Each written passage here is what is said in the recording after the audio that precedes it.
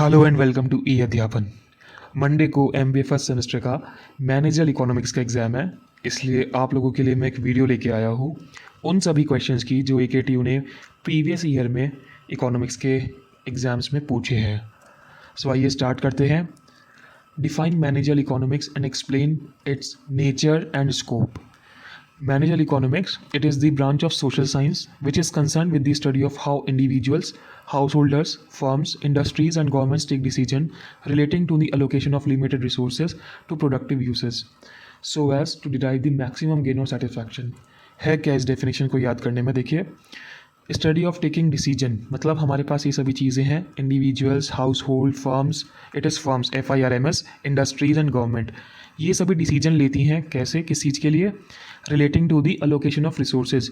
Resources मतलब man, machine, method, material, इन सभी ये रिसोर्सेज होते हैं। इन रिसोर्सेज को कैसे अलोकेट करें ताकि प्रोडक्टिव यूज़ इनका हम लोग कर सके, और प्रोडक्टिव यूज़ से क्या होगा, हमें गेन, मैक्सिमम गेन और सेटिस्फैक्शन, गेन और सेटिस्फैक्शन जो है हाई मिलेगा। तो इनकी स्टडी को हम बोलते हैं इकोनॉमिक्स। आई होप आपको क्लियर होगा। आगे चलते हैं। Nature of economics. इकोनॉमिक्स का नेचर दो टाइप का होता है। इकोनॉमिक्स एक साइंस भी है एंड इकोनॉमिक्स एक आर्ट भी है। Economics has a dual nature. Economics is a science as well as an art. Science क्यों है, आर्ट क्यों है, इन सभी पॉइंट्स पे इसको दिखाया गया है। अगर आपका ये क्वेश्चन आता है तो आप इसको अलग से अलग अलग हेडिंग डाल के एक्सप्लेन करके आइए। जो क्वालिटीज़ साइंस की होती हैं वो सभी क्वालिटीज़ इकोनॉमिक्स में भी हैं। जो क्वालिटीज़ आर्ट की होती हैं वो सभी क्वालिटीज़ भी इकोनॉमिक्स की हैं। इसलिए इकोनॉमिक्स एज अ साइंस भी हम ट्रीट करते हैं, इकोनॉमिक्स को एज एन आर्ट भी हम लोग ट्रीट करते हैं। साइंस क्यों है, साइंस की क्वालिटीज़ क्या होती हैं? It is based on systematic study. Science हमेशा स्टडी पे बेस्ड होता है, based on cause and effect, universally accepted, based on experiments पे बेस्ड होता है। यूनिवर्सली एक्सेप्टेड मतलब हर जगह पे एक्सेप्टेड होता है। ऐसा नहीं कि इंडिया में कुछ और है, US में कुछ और साइंस के प्रिंसिपल हैं, सब जगह पे एक्सेप्ट सेम कंसेप्ट होते हैं। Can make future predictions. Science के बिहाफ पे हम लोग फ्यूचर में चीज़ें कैसी होंगी उसको प्रेडिक्ट कर सकते हैं। Has a scale of measurement. Science में हम डिफरेंट क्वांटिटीज़ को मेजर कर सकते हैं। ये सभी क्वालिटीज़ इकोनॉमिक्स में भी हैं। इकोनॉमिक्स में हम चीज़ों को मेजर कर सकते हैं, फ्यूचर प्रेडिक्शन कर सकते हैं, एक्सपेरिमेंट पे बेस्ड होती है, universally accepted etcetera etcetera. Art की हम लोग बात करते हैं। आर्ट में बेसिकली ये 3 क्वालिटीज़ होती हैं। ये सभी क्वालिटीज़, कैरेक्टरिस्टिक्स, ये हमारी इकोनॉमिक्स में भी होती है। And these are application of knowledge, gives guidance to solution and turns principle into reality. So clear होगा आपको ये वाला। चलते हैं आगे। Scope of economics. स्कोप कहाँ कहाँ पे है? स्कोप मतलब कहाँ कहाँ पे हम इकोनॉमिक्स को यूज़ करते हैं। So it is an demand and forecasting analysis. Demand मतलब किसी प्रोडक्ट की डिमांड आज के डेट में कितनी है, फ्यूचर में कितनी होगी, इस चीज़ के एनालिसिस में हम इकोनॉमिक्स को यूज़ करते हैं। Cost analysis. कॉस्ट एनालिसिस मतलब किसी प्राइस प्रोडक्ट की कॉस्ट कैसे चेंज हुई, इस चीज़ की analysis. Production and supply analysis. मुझे ये पता चल गया कि फ्यूचर में किसी प्रोडक्ट की डिमांड कितनी रहेगी, तो उसके बिहाफ में प्रोडक्शन की प्लानिंग कर सकता हूँ अपनी, कि मुझे कितना प्रोडक्शन करना है। पता चला डिमांड तो है बहुत थोड़ी सी और हमने प्रोडक्शन बहुत ज़्यादा कर लिया। Pricing decisions. प्राइसिंग डिसीजन मतलब किसी चीज़ की डिमांड के अकॉर्डिंग हम उसका प्राइस डिसाइड करते हैं। फॉर एग्जांपल कोविड के टाइम पे जब कोविड के प्रोडक्ट्स बिक रहे थे, उनके जैसे सैनिटाइज़र हो गया, मास्क हो गया, तो उनके प्राइस बहुत हाई थे। बट आज की डेट में जब इनकी रिक्वायरमेंट अभी कम हो गई है तो इनके प्राइस भी अभी लो हो गए हैं। प्रॉफिट मैनेजमेंट, किसी प्रोडक्ट के सेल होने से कितना प्रॉफिट अर्न किया। And last one is capital management. Capital मतलब उनकी जो संपत्ति, उनके जो प्रॉफिट, उनके रिसोर्सेज होते हैं, उन सभी चीज़ों को हम कैसे मैनेज करें। एंड सो चलते हैं आगे। Question number 2, define demand and factors affecting demand of A commodity. ये बेसिकली वो सभी क्वेश्चंस हैं जो डिमांड टॉपिक पे पूछे जाते हैं। मैंने सभी यहाँ पे एक साथ नोट कर दिए हैं। Explain the law of demand, what is demand curve, what is elasticity of demand, explain price cross and income elasticity of demand used in manager decision making process, discuss various demand forecasting methods for a new product, discuss the various methods of demand forecasting. Last वाले 2 question same है और ये exams में काफ़ी पूछे भी जाते हैं। तो इस टॉपिक में हमें क्या क्या पढ़ना है? एक तो है what is demand and factors affecting demand, साथ ही साथ हम लोगों को पढ़ना है law of demand, demand curve, elasticity of demand and demand forecasting. देखते हैं डिमांड क्या होती है। It is the quantity of goods and services that consumers are willing and able to buy at a given price in a given period of time. किसी particular time पर product की price की जो decided price है, उस decided price पे product उसको कितना खरीद पा रहा है, वो होती है किसी भी प्रोडक्ट की डिमांड। डिमांड थ्योरी क्या है? Demand theory, law that relates consumer desire to the goods to the goods available. Consumer किसी भी प्रोडक्ट को खरीदने के लिए कितना डिज़ायरफुल है, कितनी क्या डिज़ायर है, ये डिमांड थ्योरी बताती है।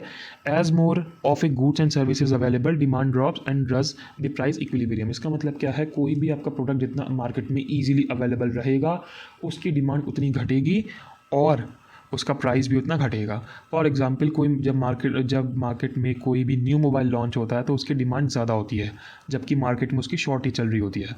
जैसे जैसे प्रोडक्ट मार्केट में अवेलेबल होता है उसकी डिमांड घटती जाती है, राइट। अगला है डिटर्मिनेंट्स ऑफ डिमांड या फैक्टर्स अफेक्टिंग डिमांड। ये बेसिकली वो फैक्टर्स हैं जिनके ऊपर किसी भी प्रोडक्ट की जो डिमांड है वो डिपेंड करती है। प्राइस ऑफ गुड्स का मतलब क्या है कि किसी प्रोडक्ट का प्राइस जितना हाई होगा डिमांड उतनी लो होगी, ठीक है।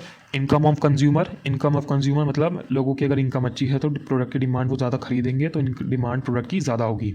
प्राइस ऑफ रिलेटेड गुड्स का मतलब दो सेम टाइप की चीज़ें हैं, अगर दोनों के प्राइस में डिफरेंस है तो एक का प्राइस दूसरे के प्राइस को अफेक्ट ज़रूर करेगा। फॉर एग्जांपल एक्टिव व्हील और सर्फ एक्सेल एक ही कंपनी के दो अलग अलग ये हैं डिटर्जेंट पाउडर, दोनों के प्राइस अलग अलग होते हैं तो लोग प्राइस को देख के एक्टिव व्हील और सर्फ एक्सेल खरीदेंगे, मतलब एक का प्राइस दूसरे प्राइस को अफेक्ट करेगा।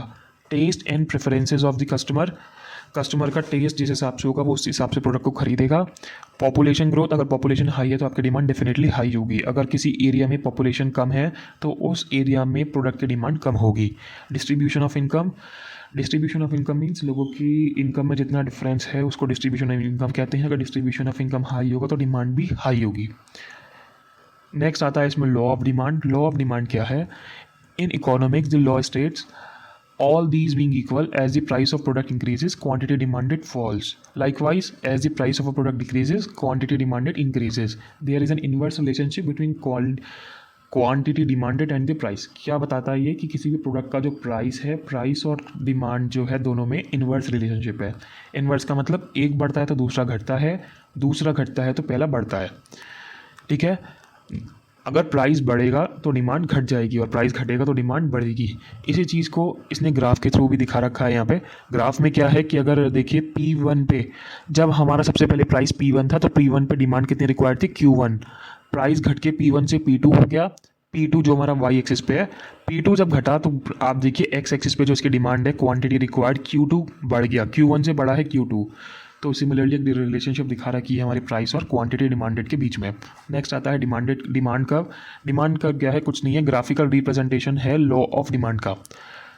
वही पीछे वाला ही जस्ट डायग्राम है इसमें। अपने P0 देखिए, प्राइस जब हमारा P0 था, P0 पे डिमांड कितनी थी, क्वांटिटी Q0, और जब प्राइस घटकर P1 हुआ तो P1 के होते ही क्वांटिटी रिक्वायर्ड जो थी वो Q1 हो गई। P0 से छोटा है P0 बड़ा है P1 से, लेकिन Q1 बड़ा है Q0 से। तो जैसे जैसे उसका प्रोडक्ट का प्राइस घटा उसकी क्वांटिटी जो डिमांडेड थी वो बढ़ गई। तो ये डिमांड कर्व है। इन सभी पॉइंट को जब हमने मिलाया तो एक कर्व आता है जो दिखाता है मेरी प्राइस और डिमांड के बीच में एक रिलेशनशिप। सो दिस इज़ मेरा डिमांड कर्व। लास्ट टॉपिक है इस क्वेश्चन का, elasticity of demand. It is the responsiveness of quantity demanded of commodity to changes in one of the variable on which demand depends. इसका मतलब क्या है, आपको पता है डिमांड अलग अलग फैक्टर्स पे डिपेंड करती है। इनमें से किसी एक फैक्टर में चेंज करने से डिमांड में कितना चेंज हुआ, इस चीज़ के मेजरमेंट को हम बोलते हैं इलास्टिसिटी ऑफ डिमांड। मेजर कैसे करते हैं, it is the percentage change in the quantity demanded divided by the percentage change in one of the variable on which demand depends. Demand में चेंज हुआ अपॉन उसको डिवाइड कर देते हैं किसी एक फैक्टर में चेंज करने से। ये आपकी डिफरेंट टाइप्स की होती है। ये 5 टाइप इसके दिखाए गए हैं, जल्दी इनको भी देख लेते हैं क्या है। First one is price elasticity of demand. Price elasticity of demand क्या है, EP is equal to relative change in quantity demanded divided by the relative change in price. मतलब कितना डिमांड में चेंज हुआ अपॉन प्राइस में change करने से। तो डिमांड हमेशा ऊपर रहेगी, डिमांड में चेंज करने से, प्राइस में चेंज करने से डिमांड में कितना चेंज हुआ, इस चीज़ के मेजरमेंट को हम बोलेंगे price elasticity of demand. Similarly second आता है income elasticity of demand. Income elasticity of demand क्या है, डिमांड में कितना चेंज हुआ अपॉन में इनकम में चेंज करने से। किसी की इनकम में चेंज करने से प्राइस के अंदर कितना, डिमांड के अंदर कितना चेंज हुआ, उसको हम बोलेंगे income elasticity of demand. Next आता है cross elasticity of demand. Cross elasticity of demand क्या है, एक प्रोडक्ट के प्राइस में चेंज करने से दूसरे प्रोडक्ट के डिमांड में कितना चेंज हुआ। फॉर एग्जांपल हमारे पास 200 ml की दो बॉटल हैं, एक कोका कोला और एक पेप्सी। हमें पता है दोनों का प्राइस 12 रुपये है। अगर पेप्सी कंपनी अपनी पेप्सी का प्राइस घटाकर 12 से 10 रुपये कर दे तो लोग कोका कोला को कम खरीदेंगे, क्योंकि कोका कोला 12 की है और पेप्सी 10 की हो जाएगी। तो पेप्सी में के प्राइस में 2 रुपये घटाने से कोका कोला के डिमांड में जो डिफरेंस आएगा वो होगा मेरा cross elasticity of demand. Formula क्या है इसका? Percent change in the demand of one good divided by the percent change in the price of other good. मतलब कोका कोला में कितना चेंज हुआ अपॉन में पेप्सी के प्राइस में चेंज करने से कोका कोला की डिमांड में कितना चेंज हुआ डिवाइडेड बाय पेप्सी के प्राइस में चेंज करने से। तो डिमांड और प्राइस का ही डिफरेंस है, बट इसमें डिमांड और प्राइस अलग अलग गुड्स की रहेंगी। नेक्स्ट हो गया एडवर्टाइजमेंट या promotional elasticity of demand. Promotion मतलब एडवर्टाइजमेंट में जितना चेंज करने से किसी भी चीज़ की सेल्स में कितना चेंज हुआ, किसी भी प्रोडक्ट की सेल्स में कितना चेंज हुआ, इसके रेशियो को हम बोलेंगे एडवर्टाइजमेंट या promotional elasticity of demand. Last आता है इसमें इलास्टिसिटी ऑफ प्राइस एक्सपेक्टेशंस। ये इसका फॉर्मूला है relative change in the expected future price divided by the relative change in current price. किसी भी प्रोडक्ट के करंट प्राइस में चेंज करने से उसकी फ्यूचर प्राइस में कितना चेंज होगा, इसके रेशियो को हम बोलते हैं elasticity of price expectations. Demand forecasting आता है एक टॉपिक। डिमांड फोरकास्टिंग क्या है? It is defined as the process of finding values of demand in future time period. मतलब आज की डेट में अगर किसी प्रोडक्ट की डिमांड सपोज कीजिए Q1 है तो फ्यूचर में उसकी डिमांड Q2 कितनी होगी, इस चीज़ के एस्टिमेशन को हम बोलते हैं डिमांड फोरकास्टिंग। आपको पता है डिमांड टाइम के साथ साथ चेंज होती है। मैंने अभी आपको कोविड के एग्जाम्पल बताया। अगर 2020 में कोविड में सैनिटाइज़र की रिक्वायरमेंट इतनी थी Q1, तो वो 2021 में या किसी एक पर्टिकुलर मंथ में, लेट्स से जनवरी में, उतनी नहीं होगी, है नहीं। तो डिमांड जो होती है हमेशा आपके टाइम के साथ चेंज होती है। फ्यूचर में किसी चीज़ की डिमांड के एस्टिमेशन को हम बोलते हैं डिमांड फोरकास्टिंग। नीड क्यों पड़ी डिमांड फोरकास्टिंग की? Need fulfilling objectives, preparation of budget, stabilising employment, expanding organisation, taking management decisions and evaluating performance. क्या है इसमें देखिए, फुलफिलिंग ऑब्जेक्टिव मतलब हर ऑर्गेनाइजेशन का एक ऑब्जेक्टिव होता है कि हम लोग इतना प्रॉफिट अर्न करेंगे, ये करेंगे, वो करेंगे। तो फुलफिलिंग ऑब्जेक्टिव वो क्या करेंगे, अपने देख लेंगे कि फ्यूचर में हमारी डिमांड प्रोडक्ट की इतनी रहने वाली है। अगर डिमांड कम है तो वो ट्राई करेंगे अपनी डिमांड को इंक्रीज़ करने का कोई मेथड्स लगा के। सिमिलरली नेक्स्ट हो गया प्रिपेयरिंग दी बजट। उनको अगर पता चल जाएगा कि हमारी डिमांड इतनी रहेगी प्रोडक्ट की, तो वो उस हिसाब से अपनी कंपनी का बजट बनाएंगे, कितना उन्हें कहाँ पे कितना इन्वेस्ट करना है। स्टेबलाइजिंग एम्प्लॉयमेंट, जब डिमांड उन्हें पता चल जाएगी तो उन्हें कितना प्रोडक्शन करना है वो पता चल जाएगा, और उस प्रोडक्शन के लिए उन्हें कितने एम्प्लॉय में कितनी मैन पावर चाहिए, किस किस को कंपनी में रखना है, इन सभी चीज़ों का एस्टिमेशन होगा। एक्सपेंडिंग ऑर्गेनाइजेशन, टेकिंग मैनेजमेंट अपना डिसीजन ले पाएगा, अपनी बिजनेस को एक्सपेंड कर पाएगा, इवैल्यूएटिंग परफॉर्मेंस, ये सभी चीज़ें। Method of demand forecasting, demand को कैसे फोरकास्ट किया जाता है?